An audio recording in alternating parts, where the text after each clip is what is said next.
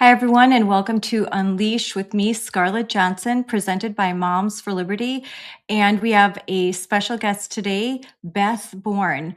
And I'm really excited to talk to her because she has been on the front lines of the war on women in California, women and girls. And I really want to hear her perspective, her firsthand perspective. But before I bring her on, I'm going to play this video. And most of the footage that you see in this video has been captured by Beth Bourne, this mom who has made it a crusade to defend women and girls and their privacy and their sports, and to just stand in the gap for so many families fighting radical gender ideology. As she lives in California. She's in the belly of the beast, so she can tell us so much about where this all started, where it is right now, and where it's going if we don't continue to fight back. So let's just get this video going so that we can talk to Beth as soon as possible. Not just won all three events he competed in, he completely dominated. And the point is, nobody's happy.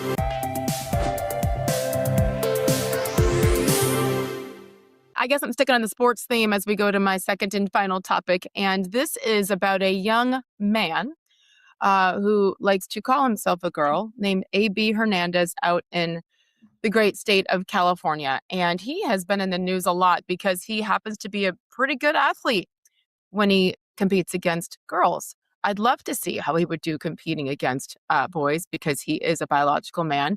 The interesting thing is that, of course, he's in Gavin Newsom's California, and Gavin continues to not take a stand on protecting women and women's sports. But he shared the top step, the first place spot there on the podium at a track meet recently, because he not just won all three events he competed in, he completely dominated, which, big shock because he's in the long jump, triple jump, high jump, won the long jump over the second place competitor by over a foot. That's usually what happens with men because men are faster, stronger, can jump higher, further, etc. The controversy, that's bad enough that we are continuing this, despite all the efforts of the Trump administration, federally and trying to influence states as well. And the NCAA, but of course, this is high school. But the fact that his mother then went on a rant on social media about the fact that her son was forced to share a podium with a female athlete. She's mad because she's saying these people just can't look me in the eye and can't allow my daughter to be celebrated because she won the competition. California is being weak in my perspective and taking a middle ground here and saying, well, you know what, we're just going to put a girl and A.B. Hernandez on the podium so everybody's happy. And the point is, nobody's happy. A.B.'s mom is now complaining. Of course, the girls who are still standing there, which a lot of people crush the young women for competing in the first place. I don't, because the adults in the room are choosing to not be adults and protect. And these girls have worked their whole lives. I understand why they keep competing. But the mom of A.B. is complaining. And of course, parents of these young girls are complaining as well. I'm disgusted at the mother. I'm disgusted that she continues to allow her son to do this. I don't know if I'm the only one in this friends group chat who feels that way, because it's nothing personal against AB. It is just wrong to have biological boys competing against biological girls. Well, there's just some interesting things about all this, this particular story, in that the mom's behavior has subtle echoes of Munchausen's by proxy, right? This is when you let kids be them separate from you and compete and lose and win, and it's not about you, the parent. In fact, healthy parenting is about letting go several years before the age of these particular kids in question. So isn't that interesting how the mom is so personally affected by all this? That's interesting. The other kind of interesting thing is that it's considered terrible for the transgender child not to transition before puberty. But it is after puberty for the male to female transitions that they get these performance enhancing effects. I don't know. Are we celebrating the fact that this child transitioned after puberty? It's just there's so many weird wrinkles in these whole things that end up, with us with so many questions. It should have been just left alone. as it was. That's fine. I would like to also know, are there any cases of post-pubertal transitioning male to female who don't outperform all the females Yeah. in Yes. Oh no, this? who don't outperform male to female. The Olympics did one, or the IOC did one, but there were a lot of flaws in the methodology. I'm going to try to remember this, but the long story short, post-pubertal transition who doesn't outperform all the it females. may have been, but the problem with the one study is that they let them know what it was about. So if you're like, oh, we're checking to see if this is fair, and you're a trans female athlete, it's like, oh, I can barely perform. I remember there were tons of flaws. There was one, and I had to cite it and be responsible because I knew it was going to come up in a conversation, but it was deeply flawed exactly for that one reason. And there were other co-founding factors. But I can tell you this much. Pre-puberty, there are numerous studies out of Greece, out of Australia. We've got 6-year-old boys running faster, jumping higher, doing more push-ups. 9-year-old boys, same thing, greater endurance. Then you've got transgender females, so boys to girls, competing in grip strength against girls to boys. Sorry, this gets really confusing. And the long story short is that even on puberty blockers and cross-sex hormones, those transgender females outperform transgender males, women on puberty blockers and cross-sex hormones in almost every category of fitness, in particular strength. They looked at thigh muscle, they looked at grip strength. Like, there are numerous studies on this. It's simply not fair. So you have to take the 3 pillars, which would be inclusion, fairness, and safety, apply which one means the most to you in a descending order, and then take a utilitarian approach. Sure, I care about inclusion, but do I care about it more than safety and fairness?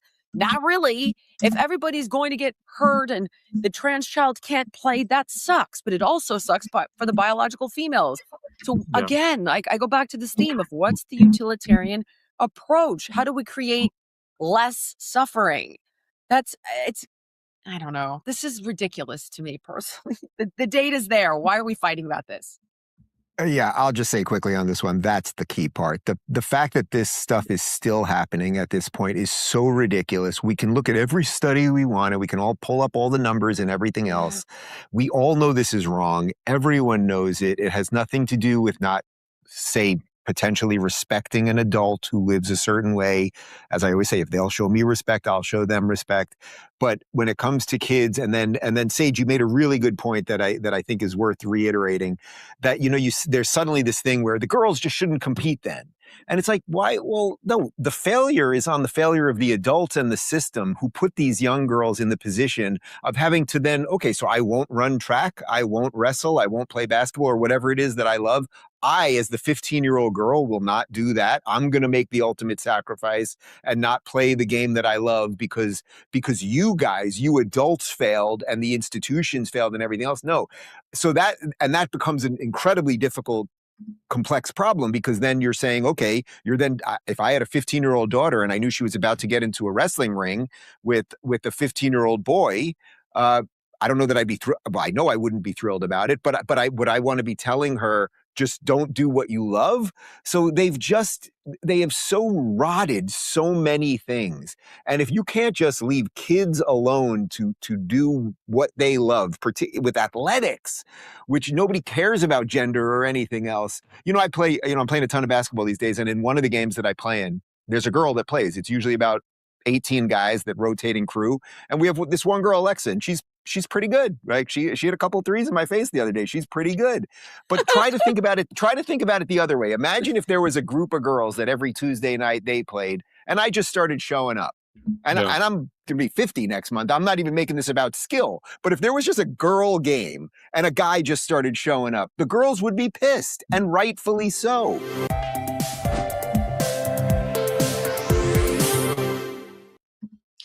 So that was an interesting conversation, a good prelude. Let's bring on Beth. Hey, Beth, how are you doing? I'm doing really well. Thank you. It's great to be here. That's good. I'm so glad to have you. And that was Dave Rubin. And there's a show he does, Sage Steele's there, Dr. Drew. And they do a YouTube show that I listen to a lot. I like the conversational form.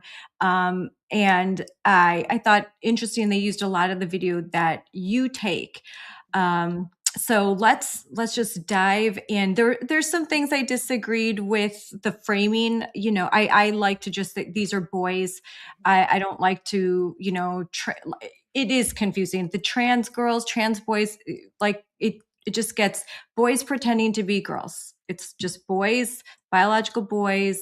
In everything else is confusing. And when you try to have these conversations, it can be confusing if you don't just stand for the truth and just use the words. And so that's how I'm going to talk.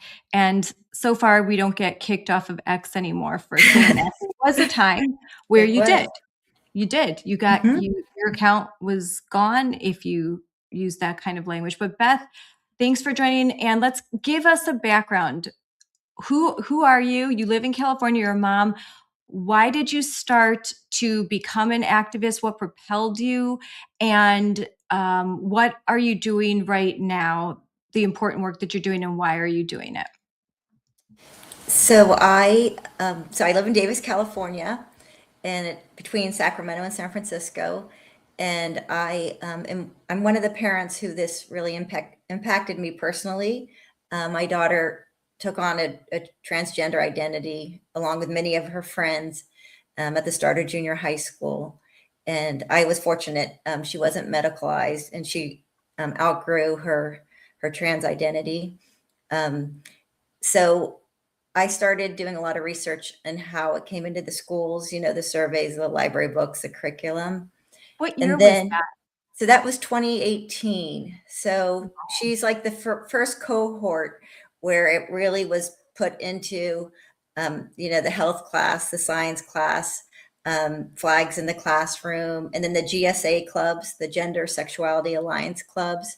They would bring in, girls or boys that are quirky and creative, often very gifted, to have free pizza and do arts and craft projects. And, they would be talking to these teachers and school counselors who had just been sort of indoctrinated themselves by the California Teachers Association.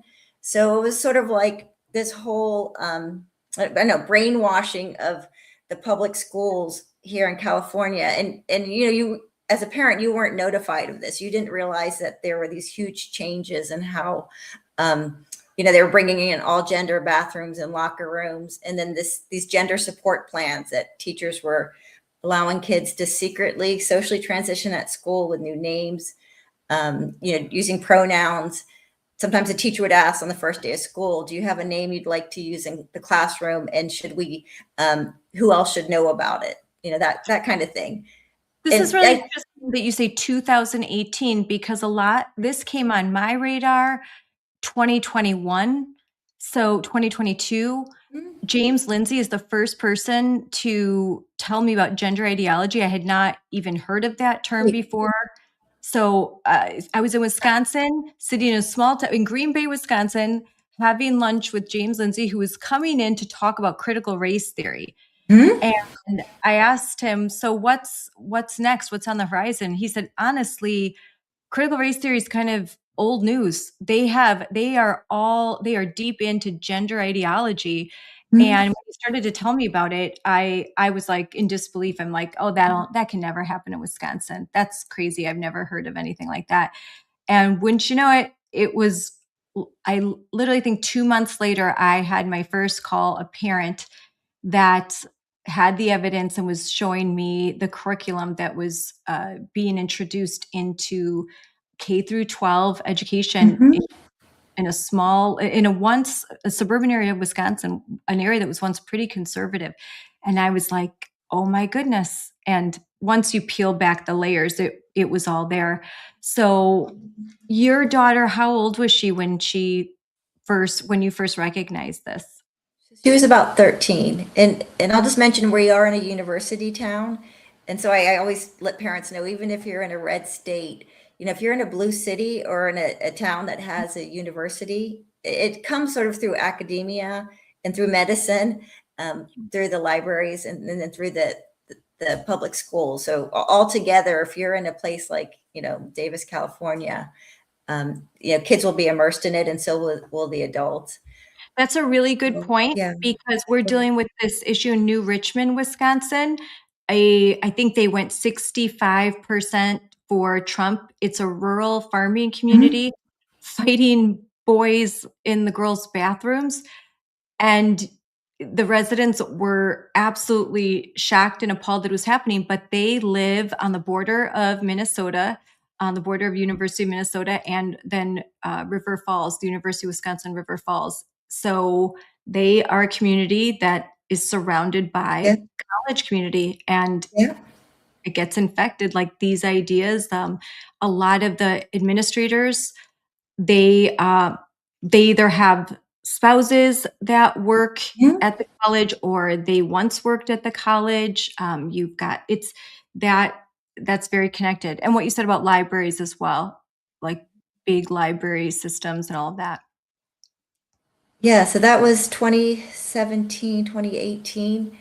And so I became really aware of it. And then I started to say, well, look, parents aren't that concerned about it because they don't think it'll happen to their child, right? Because, the gender medicine, we have these doctors that are promoting these hormones and blockers and surgeries, here in Davis, but they don't think it's going to impact their child.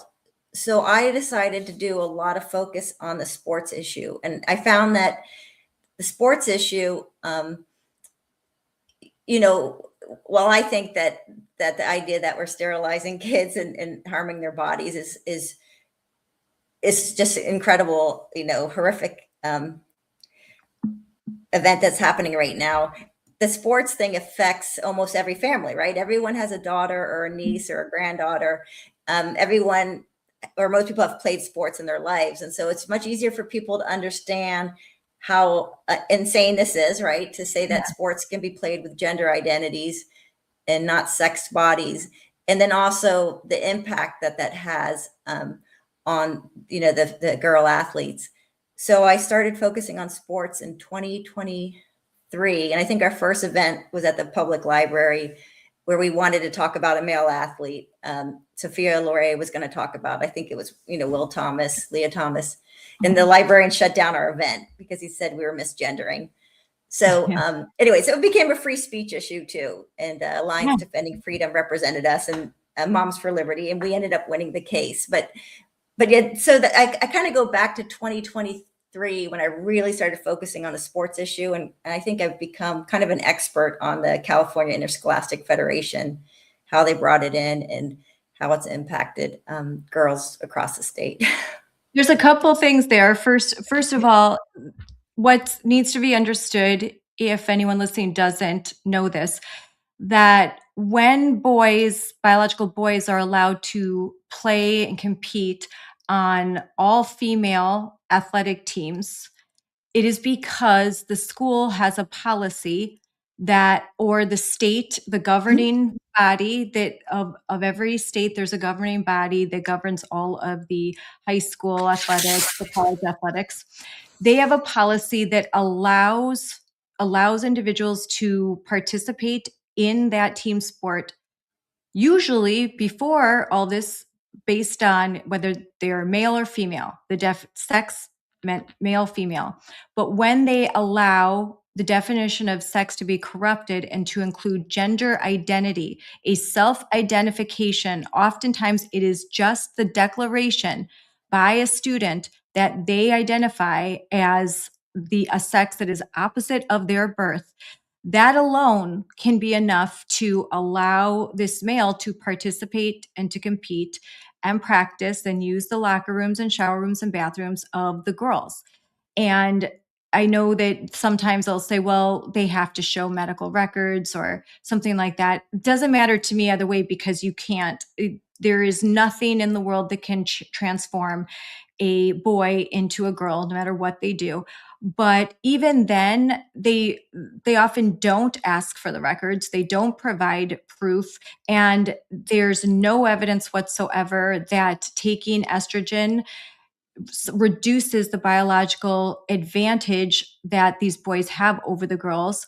And they're even showing now that even boys that don't go through puberty, if they block the puberty, they still are born with these inherent biological advantages that makes it unfair.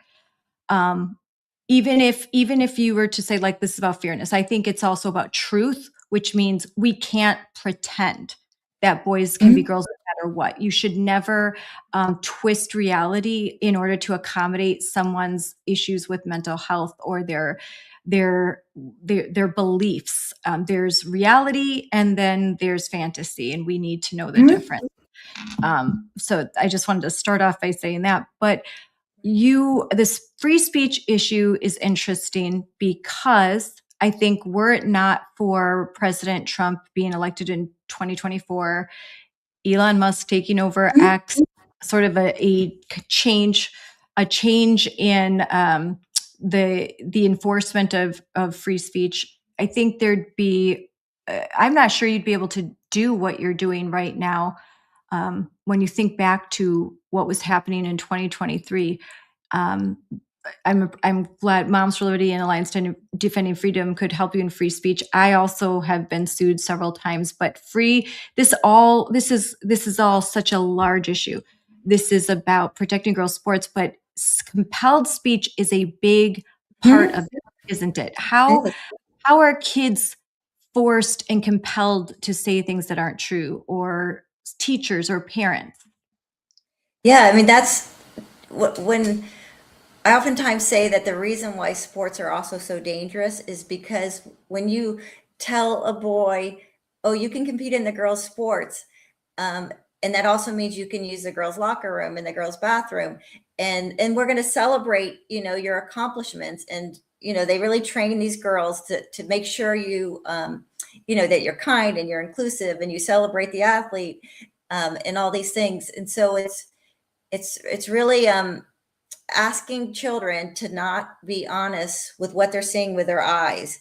So everyone in that classroom, everyone on the, sports field, everyone in that track stadium has to pretend, in this case, let's say A.B. Hernandez, they have to pretend that he's like this special third sex or some, like there's this other kind of human besides, a male and a female. There's a transgender person.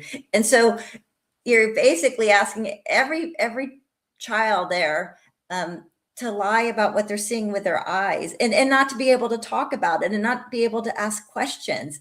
So, I saw it with my own child when he was maybe he's 5, 6 years old. There was 2 transgender kids. This is 2010 at his elementary school in Davis. And you could see how uncomfortable he was having to pretend that, this girl in his kindergarten class was actually a boy. So it's just really destabilizing. And I think, then it starts to break down what kids feel like they can say to their parents about what's happening in school, second guessing their own feelings when they hear about, Jazz Jennings being a boy who became a girl. Like they can't even express their feelings. And it's breaking kids away from their own reality, and then breaking apart the family unit because you can't really talk about it anymore. So it's all so dangerous. So when your daughter was 13, and that seems to be a very typical age between 11, 13 years old, middle school, GSA clubs, now they're being introduced even younger, but it used to begin sort of in the middle school. What was this a surprise? Was this kind of surprising to you? You knew you were in kind of a liberal or progressive area. What was your reaction at first, and what was the reaction of other parents? So I remember 7 years earlier when, mom in her kindergarten class announced that one of her sons, she had 3 boys, one was a transgender child. That was 2010.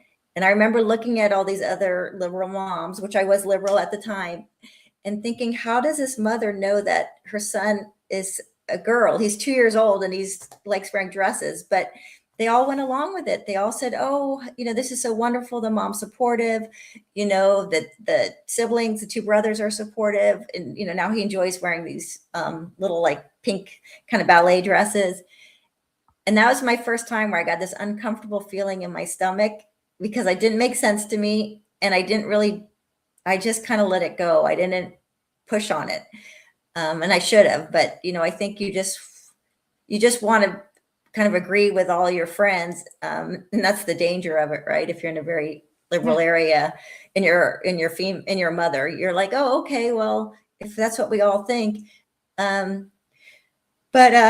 so 5 years later, when my daughter said, or I guess it'd be 6 years later, that she was transgender, I was like shocked. I just disbelief. And then that's when I was lucky that an article had just come out in the Atlantic by Jesse Singal about parents who were pushing back on this in the East Coast and not medicalizing their 16-year-old daughters, and their daughters were growing out of it. So that was just enough for me to be like, wait, there's this article in the Atlantic talking about maybe this isn't true. And I did just enough research that I was able to not so I have an ex-husband, but he was affirming, but we agreed not to medicalize her until she was 18. And I'm just so thankful that I had that gut feeling that this can't be true. And my daughter's really intelligent and gifted, and so she had done all this research on Planned Parenthood and WPATH and all these organizations and citations, but I just had this feeling none of this is based in any real science or medicine. So And it isn't, and it isn't, and it's coming more and more to bear. Yeah. But there are a lot of parents that maybe didn't do their research, and then Abigail Schreier talks about this. Moms for Liberty, we've talked about this a great deal. We've had book clubs. We've talked with a lot of the experts, but it became kind of a social contagion among girls, where identifying as transgender was almost exclusively in the DSM-5, something that happened to boys of a certain age, and it was almost exclusively boys, and that the advice was that you just usually by 80-90%, by the time they were 19, 20, they would basically grow out of this, and they'd be same sex attracted. That was pretty much the standard. That's the way these things were handled in the psychiatric community, the medical community. And then this change where suddenly it's a lot of girls, young girls, identifying as males, but it's a very different experience where now what we see, these boys like AB Hernandez, like BPJ, when they now come out and they're as a female, they aren't shy or reclusive or sort of hiding. They are like almost starstruck. They are in the spotlight. They're in the media.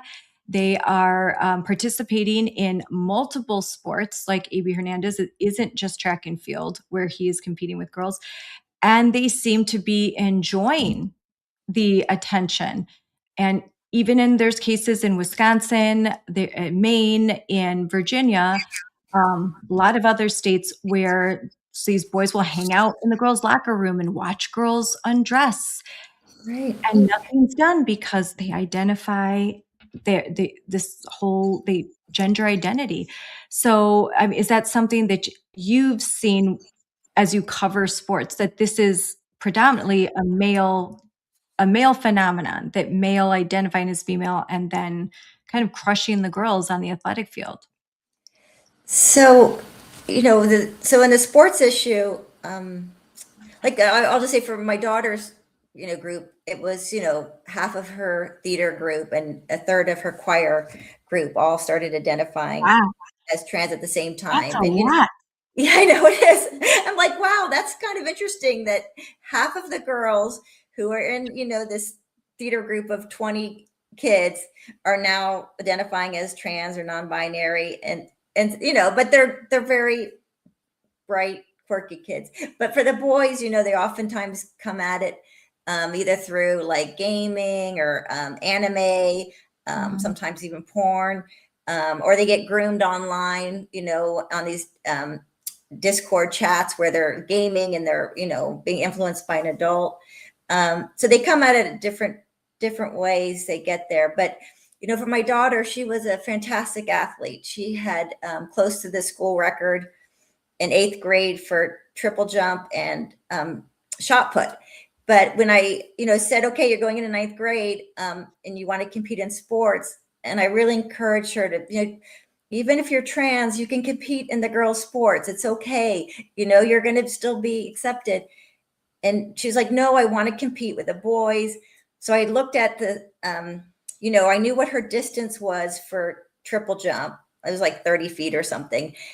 And when I looked on where she would place in the JV, junior varsity, or the freshman group, it was almost at the very bottom, right? And the same for shot put. It's a heavier shot put for boys, but I was like, you could still be. So she's going from setting the record at her junior high school to being at the very bottom of if she was in the boys division. And so what did she do? She dropped out of sports, right? So the girls, and I see it across Davis, right? These very tomboyish girls, great athletes, come out as trans and they drop out of sports. In the boys situation at Davis High School around the same time, there were 3 boys who were competing in girls' sports. So we actually had one boy who won the state championship for downhill skiing in the girls category. He won the state championship, and they actually hid it. So it wasn't printed in the school newspaper. It wasn't printed in our local paper. But, the Daily Mail picked it up. Fox News picked it up. So internationally, nationally, the story was told. But in our town, it stayed very quiet. And I actually didn't know until I spoke to a coach on the golf range. I asked him, I said, are there other boys who are competing in girls' sports? And then I found out there were 2 other boys. One boy had just broken the girls' record in the pole vault. He jumped 10 feet at Davis High School and broke the 9th grade record. And then there was another boy who was told not to compete on the girls' varsity cross country team because they didn't want to give a spot to this, this boy who was calling himself a trans girl. So they had him compete in JV. And if you look at the results from that year, he was winning like every big invitational race at the JV level because, the coach didn't want to put him on varsity, but he's a boy and he's just dominating. But, if I said anything to my liberal friends, they would be like, well, it's only high school sports. It's not that many kids. What about their feelings? And I just realized, like, people have lost their minds, right? Like, we have all these, all of a sudden, all these trans kids coming out and then just completely erasing, the whole idea of Title IX, right? To give fairness and opportunity to girls. So, some of the first research I did actually was going back and looking at when the California Interscholastic Federation adopted these policies. And this is very hard to find, but it was in 2011. It was AB Assembly Bill 266. It says it's a bill that would allow students to participate in the gender in which they identify. And they actually, here in this, it's like a staff report that they, of the proposal, it said that this process would allow individual schools or school districts to access a statewide review panel that would consist of a physician with experience in gender identity and the WPATH, World Professional Association of Transgender Health standards, a psychiatrist at the school, or a licensed mental health care professional, a school administrator, a CIF staff member, and then an advocate familiar with gender identity, and that they would have this panel decide if the students, so this panel would ensure that students not in transition could not attempt to use this issue as an avenue to participate in sports. So when they first brought this idea, it was like, we were going to have this panel of experts who's going to, sit and meet with the athlete, talk to the coaches, the directors, the physicians, and then they would decide. Well, of course, if you go forward a few years later, all of that disappeared, right? It's up to the student to decide if they want to participate in sports.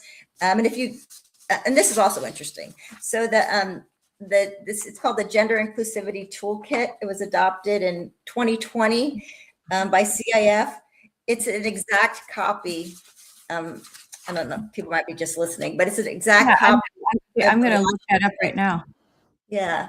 So this is the Washington Interscholastic Association. You can see the trans flag on the top, and it says gender diversity. So this is like, one of those kind of cult trans groups, lobbying groups that works in a community to transition kids. So California copied Washington's, verbatim. And so then the person who actually wrote the toolkit is Aidan Key. And, this person is actually a woman who identifies as a trans man.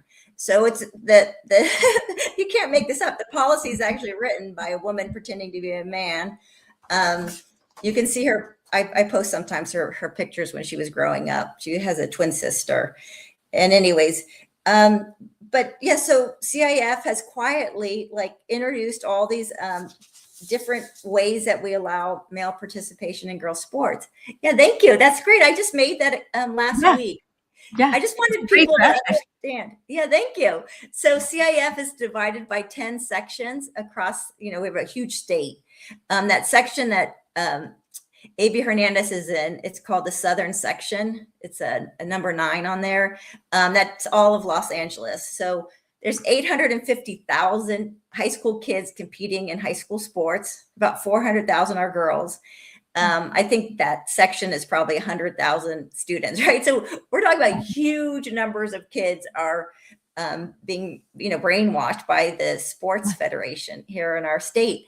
And, I started posting stuff on Instagram about A.B. Hernandez, and I hadn't used Instagram much. Once I did that, I started hearing from other parents around the state and other coaches. And that's how I actually heard about this one athlete, Cole Marino, who's competing down in San Diego, where I also competed in track and field for CIF back in the 80s, and then got to compete at Cal Poly as a college track runner. So, and then there's the other boy in the Central Coast in Santa Maria. His name is Antonio Alice Beretta. So yeah, these three athletes actually made it to the section finals. So we don't know how many other athletes are, just competing in the league championships or at, my high school, because, I submitted a public records request. CIF says they can't track any numbers because the coaches don't have to disclose if there's transgender athletes on their team. So there's no way to track it. We don't know if it's 20 kids, if it's 200, if it's 2,000, if it's 20,000, and a lot of these boys are actually being transitioned before puberty, so it's a little harder to tell, right? I mean, there's ways you can tell, but it's scary. It's really. That's why they advocate for this earlier transition so that they can pass. But what's so scary about that is that these little kids are being put on a path where the effects are irreversible. They cannot be unchanged. They are now stuck. And they're making decisions, at 6 years old now, 6, 7, 8 years old, to change their sex, which you cannot do. Right. But I mean, to chemicalize and to think that you can just stop puberty and that there'd be no consequences by using drugs that were meant to castrate sex offenders, giving them to kids in a way that's not even approved by the FDA, and saying that this is all, it's just harmless. It's not going to do any harm. But it does. Even the social transitioning without any medication usually puts these kids on the fast track to a medical transition eventually. So yeah, but I'll remove this. I did find also, I want to bring onto stage, remove this, but I also thought interesting what you said, that girls, when they are struggling mentally with their body, and for lots of different reasons, whether it's influence of social media, what's happening in a classroom, abuse. They have some challenges that when they get to high school and they think, well, I'm great at sports, but I'm identifying as a male, so I would have to join the male team.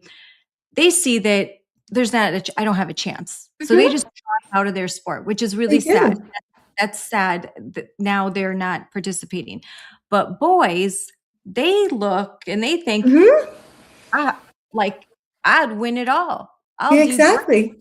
So it makes perfect sense that this is a phenomenon that we see where males who are caught up in this whole, transgender phenomenon, that they'll join the team.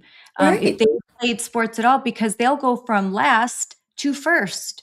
Right. And then they'll be celebrated by the community. Oh, isn't it wonderful? Isn't it wonderful? Until recently celebrated by the community. So that's actually makes a lot of sense to me now. I want to add, so you talked about this, this That's it.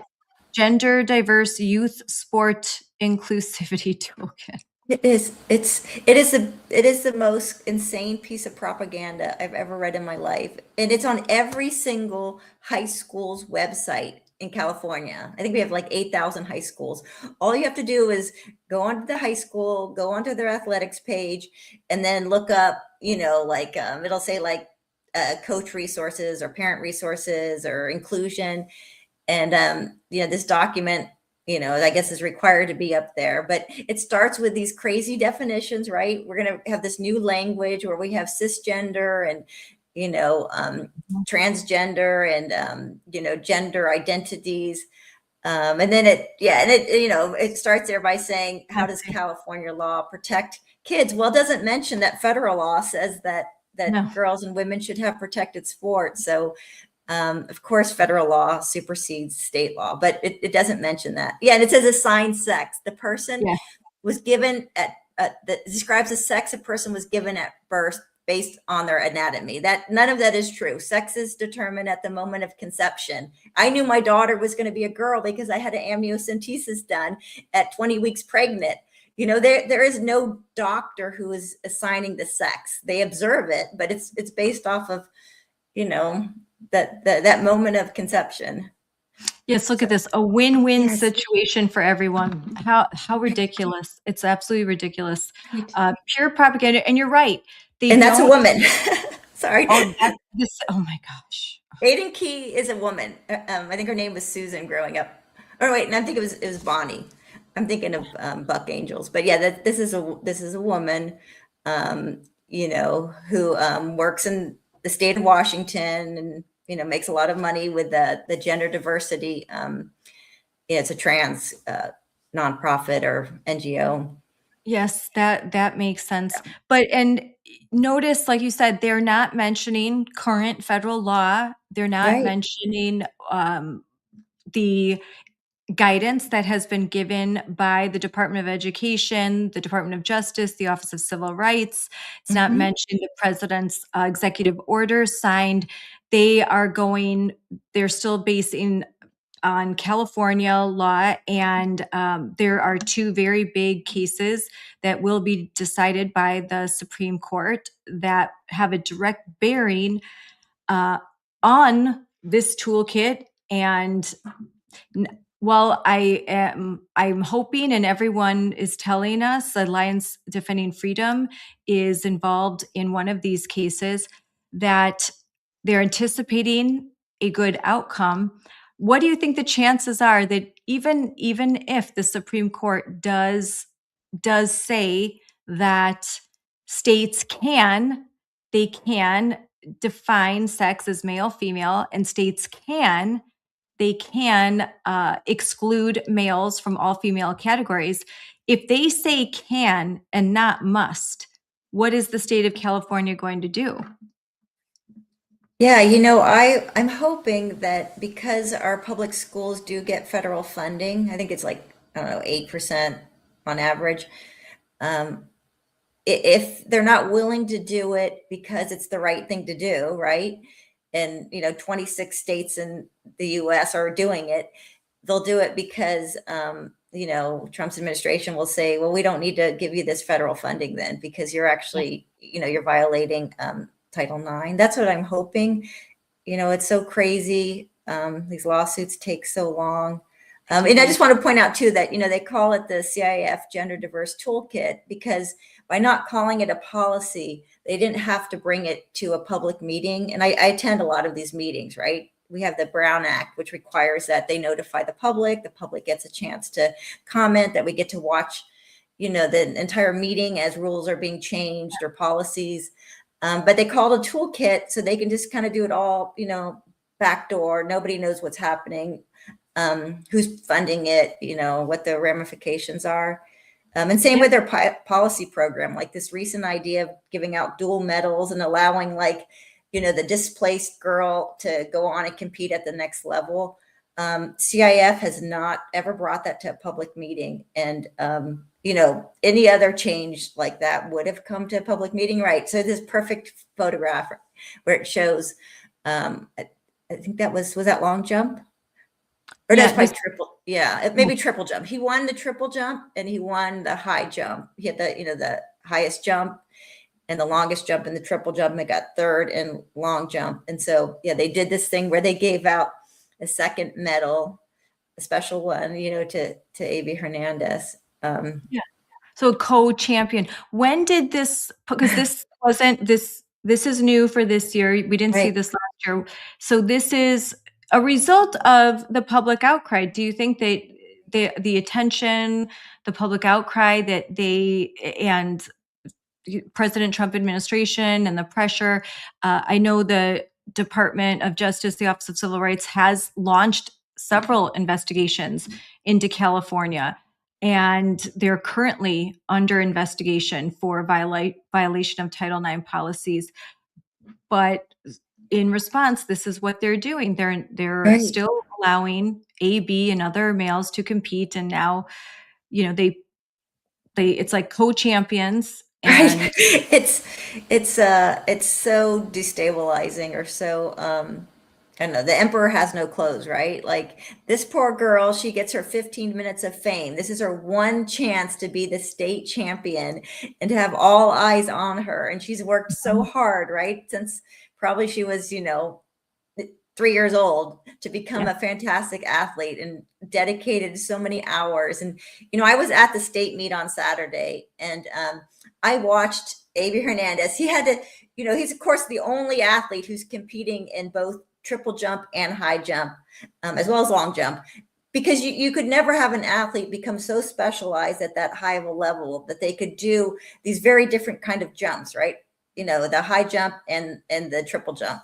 But he's the one athlete that can do it. And he's running back and forth across the field, like, hurdling over the ribbons to get between the two events, because he's competing in multiple events. It's like a 3-ring circus where he's like the main show, and all these professional photographers are filming him and watching it all happen.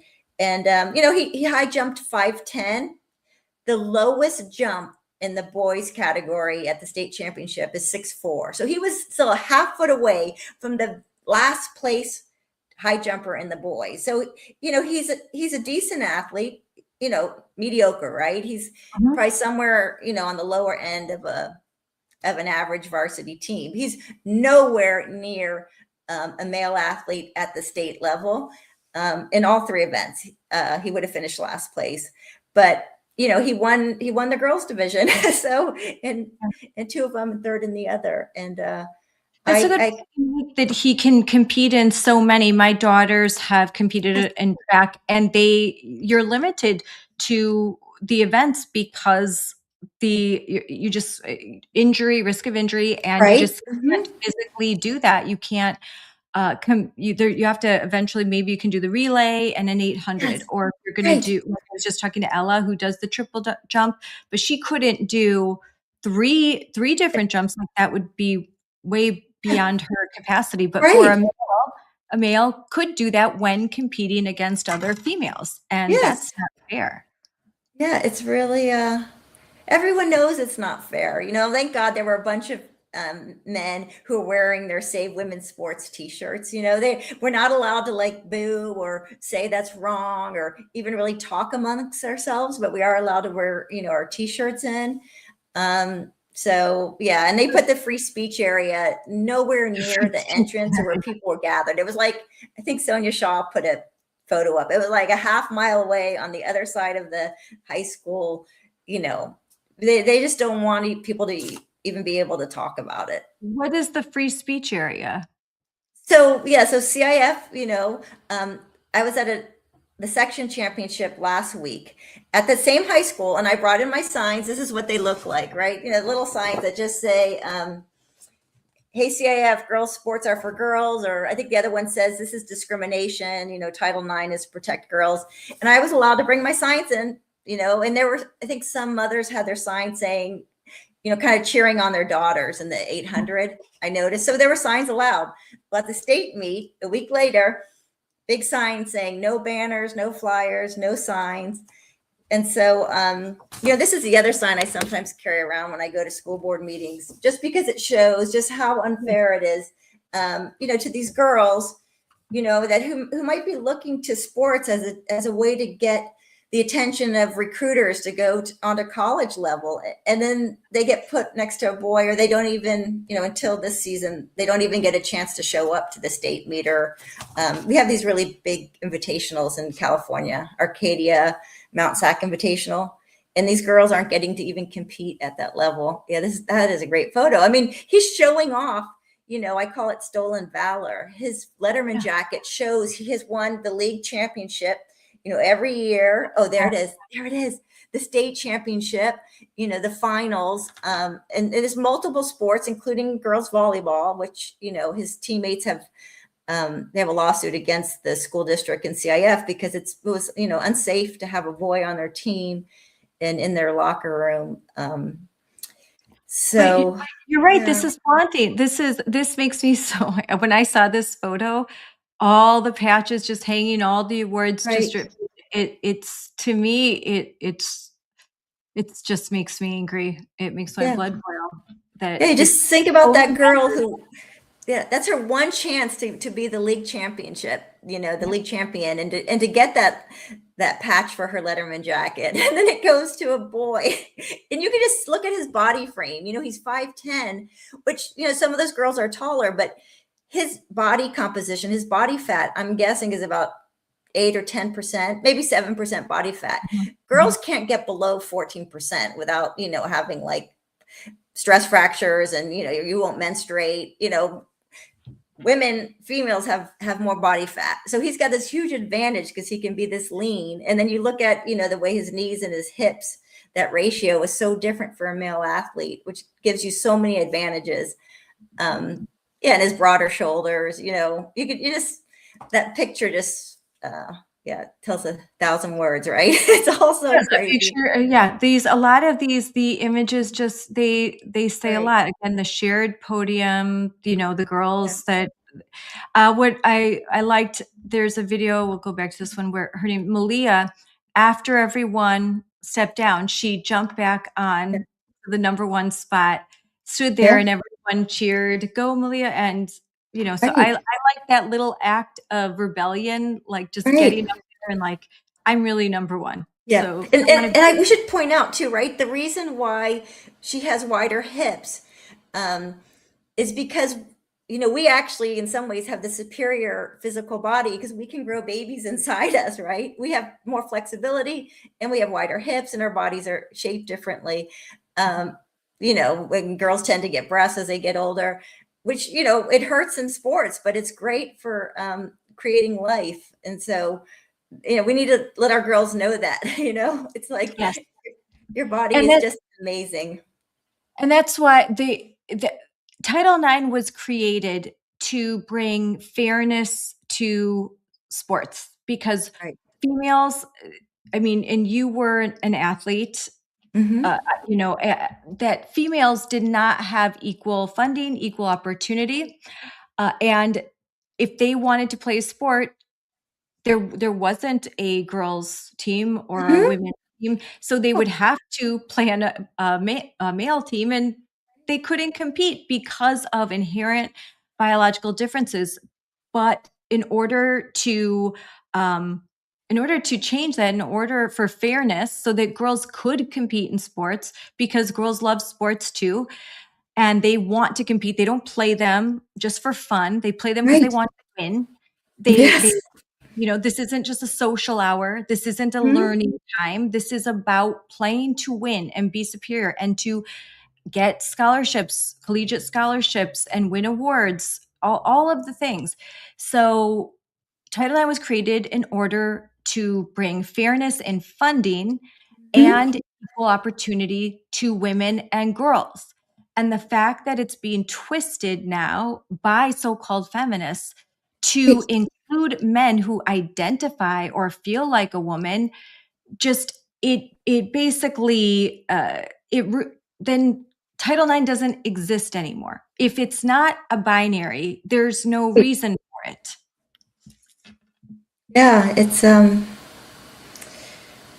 yeah, I'm still so disappointed in all my feminist friends that I had in the past. I don't have them anymore because they can't understand how wrong it is to let a male who wants to be called a woman, um, or in the case of these kids, they're calling themselves non-binary or gender fluid or gender queer or bigender. You know, the kids learn 13 gender identities in California schools, and they can, to tell girls or women they don't get to have their own spaces, their own bathrooms or locker rooms or shelters or, their own prisons. That's just the most crazy thing that women aren't fighting for right now. So, Yeah, it is. It is. It's a crazy thing that women are fighting for. Why do you yeah. you're in California, Mhm. and my friend Kelly, there's Sonia. Why is it that you think that there aren't more progressive women fighting, or maybe it might be secret supporters, Right. but why is You know, it there's not yeah. more fighting You know, for women and girls? I'd say there's three main ways they come after you, right? The first thing they're going to do is they're going to come after your job. So if you have any kind of job where you might want to get a promotion, a raise, become maybe, a professor or become the school principal or, any kind of job advancement, say goodbye to that. They'll come after your livelihood if you own your own business. They'll take away any chance of you to make money. They'll go on Nextdoor or Facebook or, all these different places they can say, don't support this bigot, transphobic person. So they come after your job, your livelihood, and then they'll come after your kind of social network. They'll come after your friends in your neighborhood, friends, if you're in a parent group, you'll get kicked out of parent groups. And then the next thing is they try to break down your family, and they'll contact, maybe your adult kids, or they'll contact grandkids or their ex-wives, and they'll say, hey, this person is hateful, bigoted, transphobic. And then they'll try to get these ties to be broken between child and parent. This is kind of public knowledge that my daughter and I are estranged. I don't want to cry, but it's one of the, and she has lots of wonderful friends that are still in this LGBTQ community. So I'm seen as somebody who trying to hurt those kids when I'm actually trying to help those kids, right? They're amazing, wonderful kids. But yeah, it breaks up families. And so most people can't risk that. They can't risk losing their family, their livelihood, they're being socially ostracized. And then, like my case, I've spent, I don't know, 50,000 on attorneys, right? I have to have attorneys to represent me in custody cases and, in cases with the medical part of this, and cases with my former employer.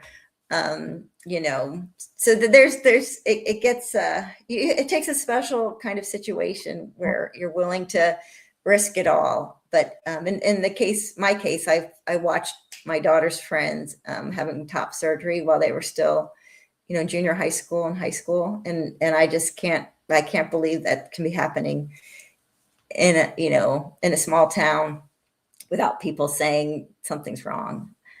So then in areas where there isn't this cost in more conservative areas, where the majority of folks, and I know a lot of them, even in Wisconsin and everywhere, they need to stand up, because if there just needs to be parents standing up, pointing out the truth. I think though sometimes we are seeing it more, but we didn't see it before because they didn't think it could happen. And while they were supportive and like, "Oh my gosh, that's terrible. I disagree with that." They'll tune into the podcast about it, but they didn't really talk about it out loud because that's not going to happen. Like Right. that's not gonna happen in my community until it does.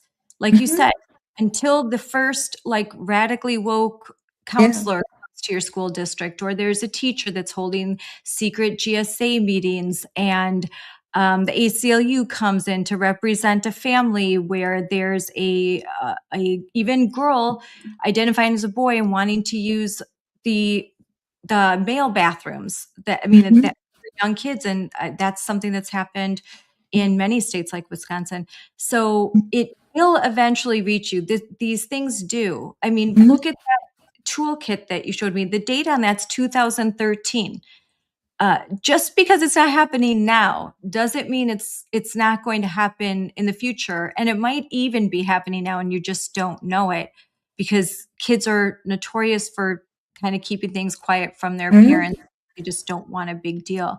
So what is your advice to families that they are in more conservative areas and there isn't a big political cost for them to stand up and to go on social media, to say something, to go to school board meetings, to vote for candidates that will say we will not allow gender ideology in this school? What's your advice to them? You know, I should mention there's two examples that just come to mind of just incredible people in the state of California. Right here in, I think it's Placer County, we have a physician who works for UC Davis. His name is Arthur De Lamour. I think it's Lomier. Anyways, Arthur's the first name. He's a pediatrician, gastroenterologist, clinical professor, and he speaks out on this issue because, he's a former Army physician, so he's retired from the Army, but works for the university. He's tenured. He's a Catholic, and he's willing to speak at the state legislature. And he's got medical students who are he teaches, they're his students, and they've asked him to please don't retire. You're just amazing because you speak out on this issue of the gender, the medical scandal behind all of this. And he was at a recent legislative hearing where he talked about how dangerous it is to have kids socially transitioned at school. That's the first step to being medicalized. So, he's tenured professor. He's close to retirement. He's a fantastic father and man to be speaking on this issue, and he's a physician. So, and then the other person is someone like, Sonia Shaw, of course, school board president, who's running for the state of California Department of Education superintendent. So please vote for Sonia or any of the, or Steve Hilton. He's also running for governor. And then I was going to mention Jessica Tapia, who is a school teacher who she actually got fired, I think, for speaking out on this down in Southern California. And she won a $300,000 lawsuit because, they were violating, I think it was her religious freedom, right? To speak against what she saw as lying to children. So, the more teachers we get who will speak out, and I know some wonderful teachers up and down the Central Valley. And then, there's also teachers here in Davis that, whisper to me, they know this is wrong, but there's lots of conservative areas of California where you do see teachers and coaches and leaders just sort of speaking out on this. Well, there was just a big case Mirabelli, and Mhm. that's Right. that setting. Yes, could you talk a little bit about that? I mean, that is positive news from It in is. that's happened in California, but it's the effects this decision has repercussions throughout all of America. Right. And, I'm not an expert on that. I think it's down in Escondido, which is really close to where, I'm from that San Diego area.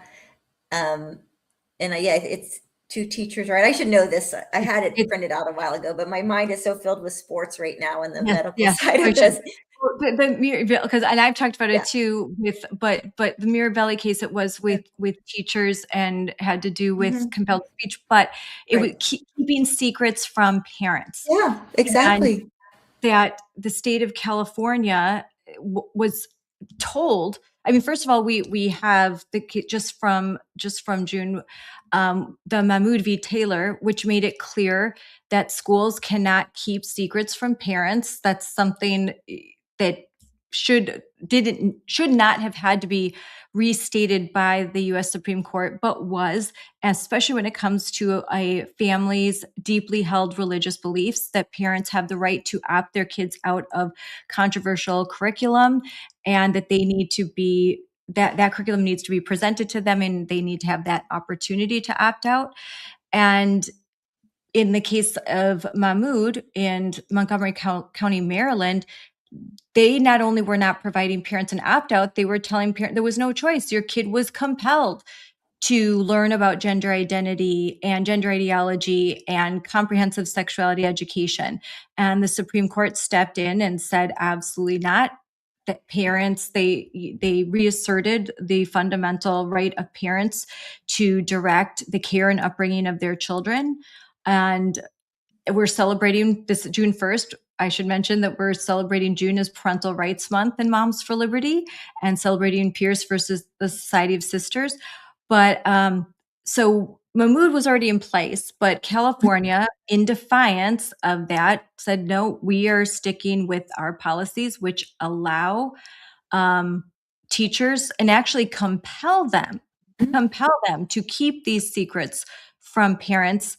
And two teachers got involved. And I don't want to get too far in the details without my notes, but the Supreme Court said that sided with reality and with parental rights, and said that the state of California does not have the ability to compel these teachers to keep secrets from parents. So that's a big one, though. This is still a case. This case is still in process. I know that's when I was discussing it with lawyers who know more about this than we do. They took the good from that, the signal from the Supreme Court that they were still reaffirming and standing with parents and reaffirming parental rights, but this is still an ongoing case. So it's a lot of this stuff. So in California, I know that it's a state that doesn't have a lot of respect for parental rights, and often will keep secrets from parents. Is that something that is still the case? Yeah, definitely. I mean, there's, the teachers are pretty clear at the public schools that they think their role is to keep a child safe. And the way gender identity ideology has been taught to them is that a child knows themselves best, and that the trusted adult, this is part of the curriculum, the trusted adult could be any adult in their life who takes an interest in them and supports them in their authentic self, basically. So they teach kids that the trusted adult could be a coach, a school counselor, the principal, a paraeducator, it could be just about anybody in their life. And so the teachers really like this idea that, oh, well, if the child says, it could be a second grader, third grader, my mom doesn't let me wear dresses at home, or, when I come to school, and it's a boy, the teacher will be like, well, I can, I want to support you here at the school. And then the teachers feel good about themselves, right? They're doing something that they see as, making a difference in a child's life, and the child feels happy and excited, and they get celebrated at school. They become the special trans kid in the classroom. So yeah, I think it really does come from the, a teachers union, or the kind of the way it's brought into the, and again, most teachers probably 95% in Davis are women. They get together in their staff room and they socialize together. And so it's really important to have that group think and all kind of, share the same belief or way of teaching. And so you just have it in the classroom where teachers think it's perfectly okay not to include parents, to have special names or pronouns in the classroom. Yes, separate Yeah. medical records, not following Yeah. for Mhm. and I'm going to read just so that clarification in my notes about Mirabelli that the U.S. Supreme Court ruled that in the case Mirabelli versus Banta, this case challenged California's policies that allowed schools to facilitate gender transitions for students while keeping parents in the dark. In the ruling, the court said, and I quote, that the state's policies cut out the primary protectors of children's best interests, their parents. Mhm. So that is a very positive direction. But as you see, so you have several big elections that will be very important for California, and one in which Moms for Liberties we have endorsed Sonia Shaw in a statewide race. It's the first time we've endorsed in a statewide race, but she is running for the state superintendent of public education. So we wish her all, like, I know right now there's voting going on right now. So and she definitely, as a school board president in Chino Valley, correct, she is standing firm on all of the issues that we care about, fighting for parental rights, fighting for biological reality. And she and Sophia just recently held a press conference about what's happening in California as far as sports. So where does everything stand right now with AB Hernandez? What just happened over the weekend and what's going on in the future? So AB Hernandez this is the third year he made it to the state championship. In 2024, it wasn't known that he was trans, right? I'm sure a lot of people knew, but at the state meet, he ended up just getting the first place, the girls medal. So the other athlete got nothing. Then last year was the first pilot year, and then this year again the same thing. But this year he competed in 3 events and won the long jump. Sorry, he won the triple jump, high jump, and then got third in the long jump. It says on his social media, or his mother's, in some of the groups down there that, the trans pride groups, that he's not planning to compete at the college level because they don't accept transgender athletes. And that's not true because, I've been following the junior college, community college level sports here in California. They are 100% into the idea that male athletes can compete in the women's category. So I was attending the Santa Rosa volleyball games where there's a 200-pound man competing. His last name I think is Gomez, competing in the women's category. And there's a lawsuit there as well where the teammates are suing the state of California community college system and the Santa Rosa College for violating their Title IX rights and having a male, in their locker room in their sports. I think one of the girls actually got a concussion in a practice where he smashed the ball at her. So AB Hernandez plays volleyball. He's also a hitter. He plays that role at the line or at the net. He may end up competing next year in women's volleyball or track and field at the junior college level. I don't know for certain what his plans are. Yeah. But for now, right now, walking away with a lot of championships, and this weekend, are there going to be more events, or is there going to be? This was the end. So the state championship. So yeah, there was a section finals, and then a week later was masters. And it's brought together several different divisions within the section. And then this last one was a state championship. So that's, there's no national championship at the high school level, but you can see where he would have placed in the nation. It's probably in the top 2 or 3. I haven't looked this week to see, but yeah, we sing it across the U.S. I think there's at least 5. Yes, you can see right here we have, and this is a sophomore. And the subject of one of the SCOTUS cases that will be decided, Becky Pepper Jackson. This is West Virginia, so this is a red state. This is a very red state, but this boy just won the girls' state championship in shot put as a sophomore, and the ACLU. I listened. I was there in DC during oral arguments. The ACLU was swearing up and down that BPJ was just a mediocre athlete, no difference. Actually doesn't do as well as the girls on the team. Is actually middle of the pack. They made a lot of arguments like that. And look, as a sophomore, he just beat out all the girls in the state. Right. Yeah. I mean, high school shot put, I think it's several pounds different and different size, right? Because boys have bigger hands, and I think their upper body strength is like 40% greater than girls, especially in this kind of motion, right? That punching or that pushing motion. And of course, he can also spin around faster as he's, getting ready to throw. There's so many advantages you have as a male shot putter. So.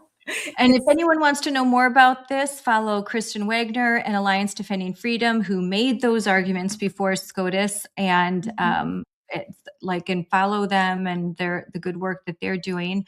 Then I think I have, again, BPJ smokes the competition, West Virginia State track meet, and told the things that will never happen.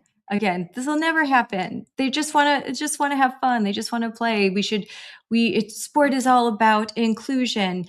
Again, and I think that's how to say that it's not about winning, that it's not about competing is wrong, but to say that girls must be compassionate to these boys. What about them? What about their rights? What about what they have earned? And why should girls sacrifice truth in order to make someone feel good? I think all the messages that are being sent are so backwards. I'm also so tired too, I'm sorry, of people saying, why don't the girls just boycott or forfeit or, not show up to the track? I mean, this is like their one chance, to compete in sports. And, think about the pressure you felt as a teenager. And they didn't make this problem, right? It's the adults. And why not just ask all of the officials at the track meet not to show up? Like, we saw that in Maine where a pole vault official said, I'm not going to, do the state meet if you're going to allow a boy in the girls category. And he said, I'm just not going to be an official. If all the officials did that, they couldn't hold the track meet, right?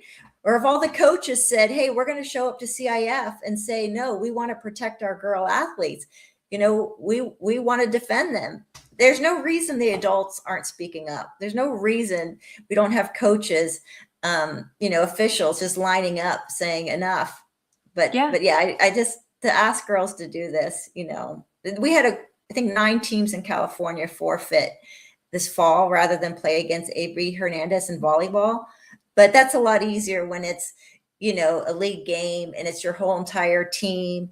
And, they could say, the parents would say it's because of a safety issue, which it is. Yes. That's a little easier to forfeit. But you're ask. Right. And I agree with Sage Steele with what she said, that often, why are the girls even competing? Why are they? Well, you know why? Let's stop asking all the kids to do the heavy lifting. Exactly. Need to do that. The adults need to be a part of that. One thing that I like that the girls do, like what Malia did, do a little, if you can do some small act of rebellion, or Alexa Anderson, when they respectfully didn't go up on the podium and they stood, they stood off to the side. There's a way that you can try to show, or you can, like our friend Jennifer say, wear some XXXY gear, wear a hat, wear something that shows a wink, like, yes. I don't agree with this. Like, this isn't, but in talking to my friend 7-year-old Ella Fry, when I asked her why aren't more girls speaking out, she said, she's got her parents' support and she is just an unusually amazing, strong girl. But some of her friends they are depending on athletic scholarships to go to the college of their dreams. And the parents and the girls are very afraid to speak out because they think they could lose their scholarship. And considering the way that Ella is being treated and the way these girls like Riley Gaines, Alexa Anderson, Sophia, all the girls that stand up, the way they are treated by some very small group, but a group of staff members or bullies, it's understandable that they are worried that this could have a detrimental effect on their future. So even very supportive parents and kids kind of shy away from being too public because until there is more buy-in by, I think, even professional female athletes have nothing, they really don't have anything to lose because they've made their money, they've done well in their sport. We need just more people to stand up to make it safe for everyone to do so. It's such a small number that can make that change. And I'm happy to see what a lot of these girls are doing all on their own. The press conferences they're holding, Yep. the walkouts they are staging. It's amazing that the kids and the girls are finally saying enough. If the adults won't protect us, then we're going to protect ourselves. I think it's very brave of them, but I think that a lot of adults should really really think about it's their time to protect the girls. Kids shouldn't have to be doing this on their own. That's what I'm Agree grateful 100%. for you. Well, thank you for coming on.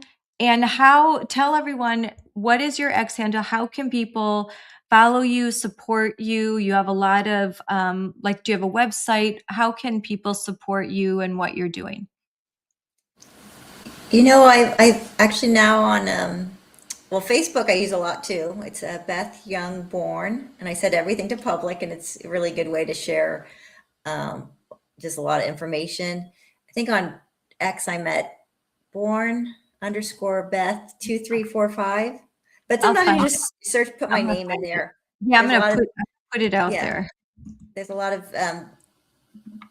viral videos of things I've done. And then the other one is on Instagram. I think I'm Beth Born in Davis, California. Maybe if there's an underscore there.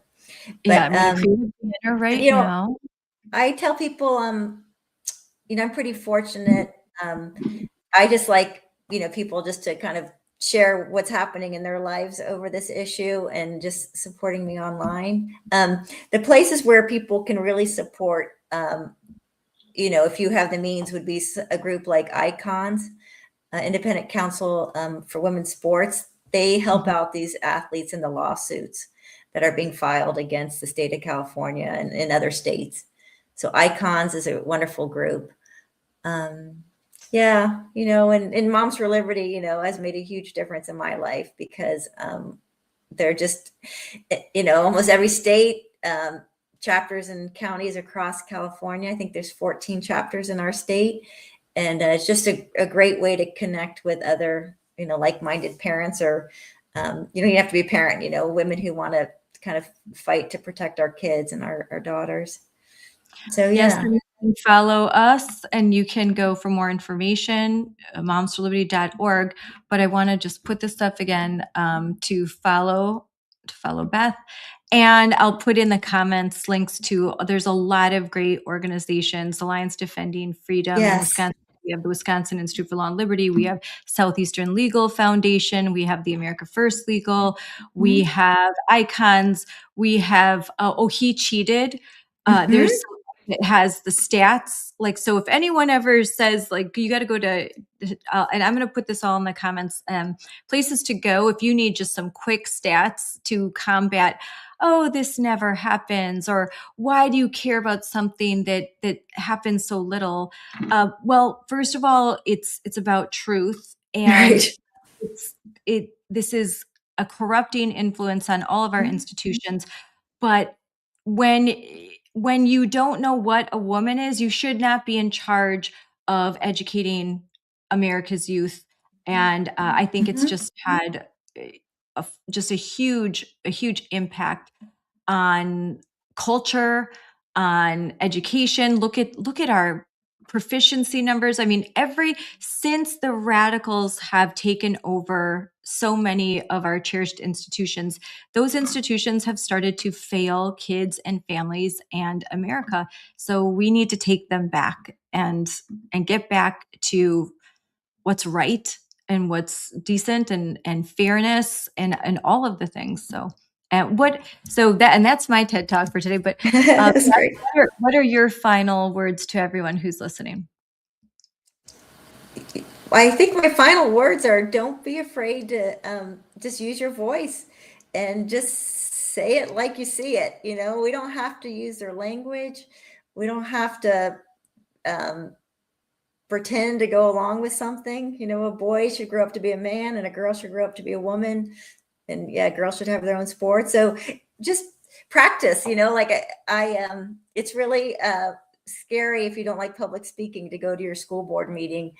But it gets easier with time, and you don't have to be perfect. Just take the opportunity to speak whenever you get the chance. So Yes. Don't let Yeah. perfect be the enemy of good. yes, exactly. Don't wait till it's so ready. I mean, my first Yeah. school board speech, I think I threw up in the bathroom the first I've Exactly. never done this before. It's a scary thing to stand up in front of people who you will see at the grocery store, that you Mhm. will see in the carpool line. I think it's easier to stand up before a group of strangers and give your opinion than a group of your community, people you Mhm. know, that your kids have play dates with. And then you're worried about, how is this going to affect my kid in the school? Well, I'm here to tell you that you will survive, because you can't get more outspoken than me and Beth, and we're still standing. Like Exactly. you will survive it. And not only that, it gives you a superpower, because we all care what people think. So I never say I don't care. I do. When I say I don't care what people think, it means I care about something else way more than the opinion of someone I don't even really know. Or even if I do know them, I care about truth. I care about kids. I care about girls. I care about America, care about our culture and our civilization more than rando guy that doesn't have his real name in his handle on X that's making fun of me. Like we've got to not care about what people think, especially Mhm. people who hate us. We need to care more about our families, the future, and our daughters in this situation. We have to show them that we will stand up and fight for them. They have to see that in us so that they can be strong and fight for themselves. And Exactly. you've done a lot for that. So I thank you. And I really hope that in time the relationship between you and your daughter is restored. I'll Thank pray you. for you, and I thank you so much for what you do. You are at these meets. A lot of the video that is on Outkick that we see at Mhm. Fox, Yeah. all that's video you've taken. So Mhm. I thank you very much. I want to spotlight and have everyone know, and I'll put up that here's Beth. She's the mom that is going to these events and taking these videos, and you get a lot of heat for it. They're not very nice to you, are Mhm. they? No, but that's okay. Yeah, they'll call us names, or do all kinds of crazy things to try to get us to be quiet. But I like to think, yeah, we're like Teflon on us, right? It'll just slide right off. So go ahead, say whatever you want to us.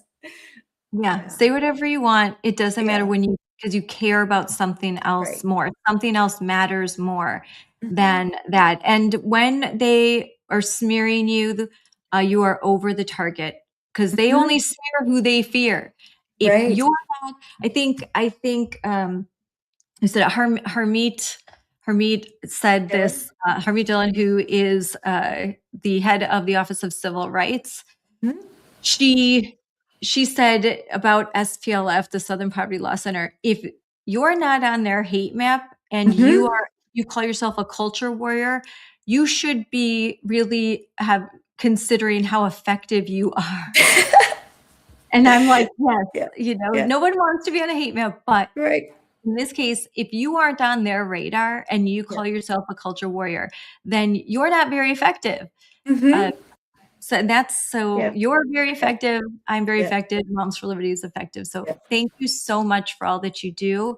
Everyone follow Beth and stay tuned. And I know that you will be in the fight for California, and we're all praying for sanity in California. It's too beautiful of a state to Right. just let go. It is gorgeous. And it's looking forward to being there. I actually will be in San Diego on Wednesday. So thank you. Okay, thank you.